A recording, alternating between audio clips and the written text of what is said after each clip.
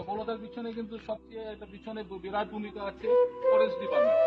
Forest department যদি আমাদেরকে চারা না দিত, আমরা যখনই তাদের কাছে গিয়েছি চারা সাপ্লাই দিয়েছি এবং বলছে এমনকি তারা আমাদের ভলেন্টিয়ার, যেটা একটা মানে এটা অ্যাকসেপশনের ব্যাপার, যেখানে ফরেস্ট ডিপার্টমেন্ট নিজেই গাইড করছে, তারাই ভলেন্টিয়ার হয়ে আছে এবং তাদের ইনস্ট্রাকশন আজকেও আছে। এখানে যে ফরেস্টার তিনি রেসপেক্টেড, যখনই আমরা গাছ লাগাই তখন ফরেস্টের গাইডেন্স হয় আমাদের।